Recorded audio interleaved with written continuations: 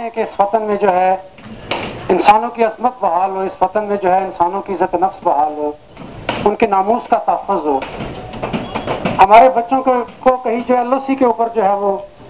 تشدد کا نشانہ بنا کے قتل نہ کیا جائے، ہمارے جوانوں کو راولپنڈی میں کسی ہاسٹل میں قتل نہ کیا جائے، ہمارے بزرگوں کو جو ہے اڈیالہ روڈ پہ کہیں جو ہے وہ رات کی تاریکی میں گولی کا نشانہ نہ بنایا جائے۔ یہی ہماری جدوجہد ہے کہ ہم اس خطے کے ہر انسان کے لیے جو اس کا حق ہے، ہم یہ نہیں کہتے کہ ہندوستان جو ہے، ہم یہ نہیں کہتے کہ پاکستان جو ہے وہ اپنے بچوں کے رائٹس جو ہے وہ جموں کشمیر کے بچوں کو دے، ہم یہ کہتے ہیں کہ جو ہمارا حق ہے وہ ہمیں دے۔ ہندوستان کی تعمیر و ترقی ہندوستان کے عوام کو مبارک ہو، پاکستان کی تعمیر و ترقی پاکستان کے عوام کو مبارک ہو، ہندوستان کی آزادی ہندوستان کے عوام کو مبارک ہو، پاکستان کی آزادی اور خود مختاری پاکستان کے عوام کو مبارک ہو، لیکن اس قیمت پہ نہیں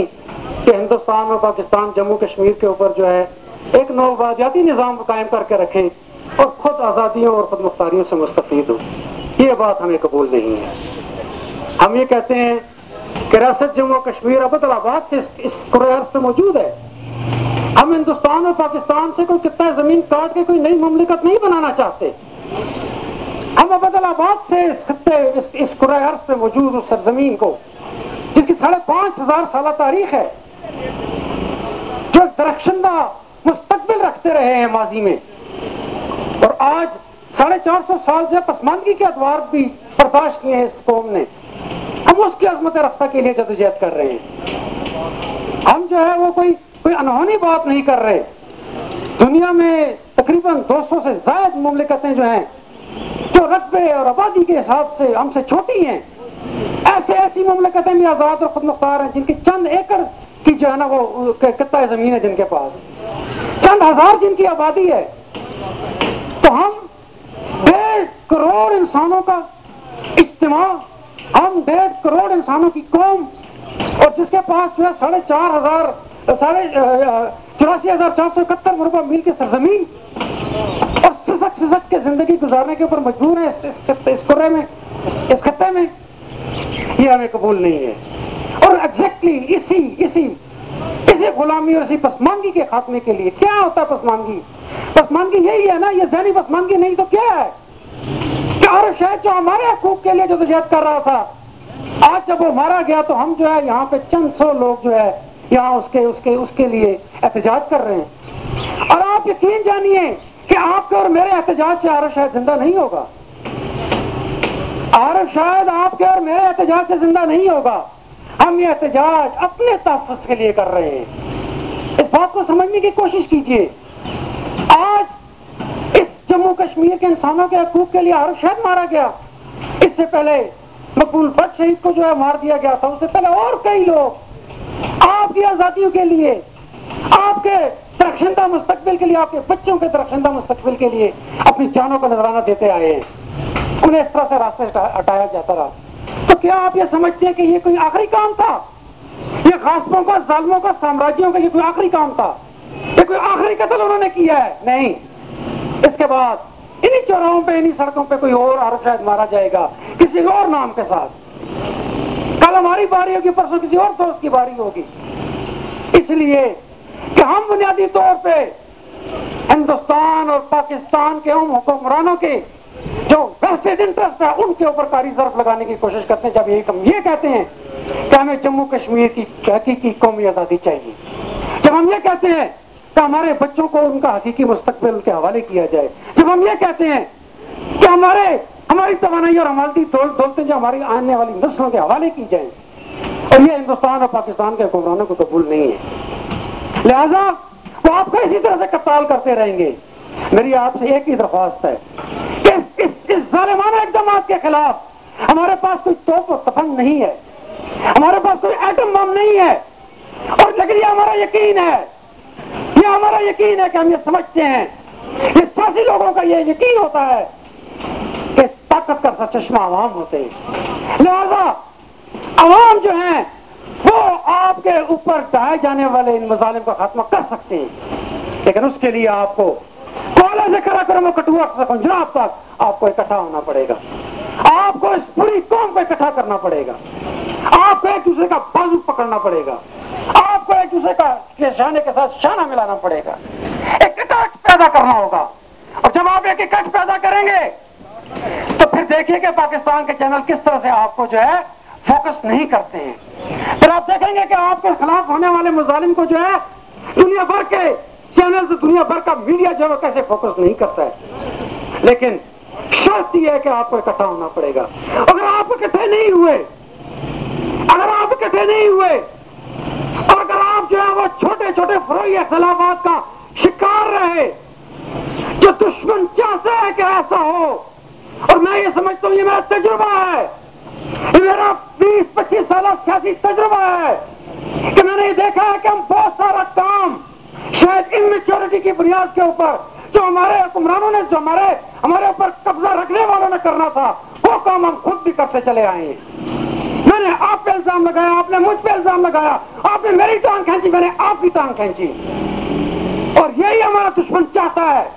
اسی بنیاد کے اوپر ہمیں جو ہے تقسیم کرنا چاہتا ہے. اور جب ہم تقسیم ہوں گے تو ہماری ریاست جموں کشمیر تقسیم رہے گی، ہمارے آنے والی نسلیں تقسیم رہیں گی. لہذا میری آپ سے ایک ہی التماس ہے کہ اگر آپ اپنی عظمت رفتہ کو واپس حاصل کرنا چاہتے ہیں، آپ اس جموں کشمیر کو جو 47 میں 84,471 میل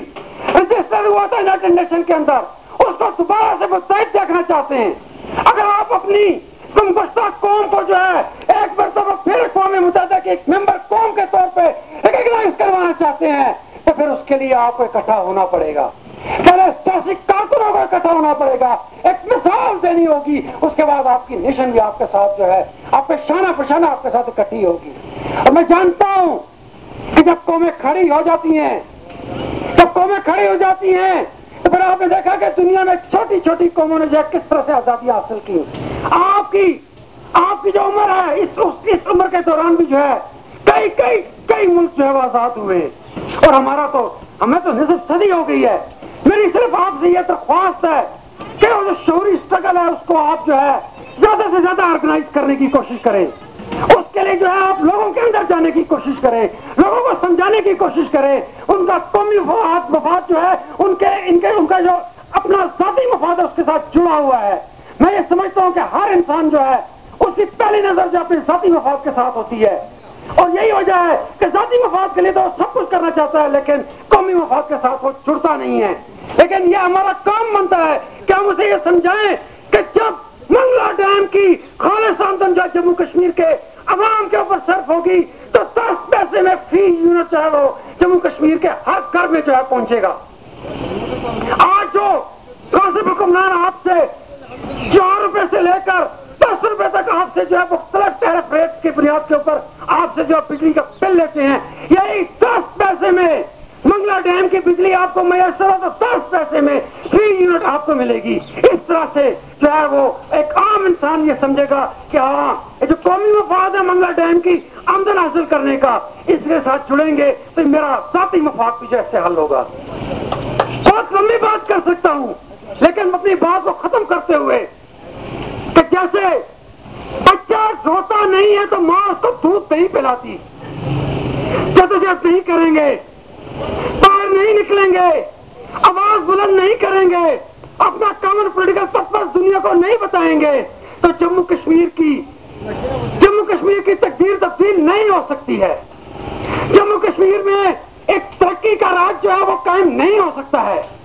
یہ سامراج کے ایجنٹس جو واشنگٹن سے لے کر اسلام آباد اور اسلام آباد سے مظفر آباد تک آپس میں جڑے ہوئے ہیں، یہ اسی طرح سے آپ کو پیستے رہیں گے. لہذا میری آپ سے ایک ہی التماس ہے، میں بالکل حقیقی معنوں میں یہ بات محسوس کرتا ہوں کہ کل مقبول بٹ کی شکل میں میرا والد مجھ سے پچھڑا تھا، آج عارف شاہد کی شکل میں میرا بڑا بھائی مجھ سے پچھڑا ہے. یہ جو لوگ ہیں یہ ہم سب کی عزت نفس اور ناموس کی بحالی کے لیے جو جدوجہد کرتے آئے ہیں. یہ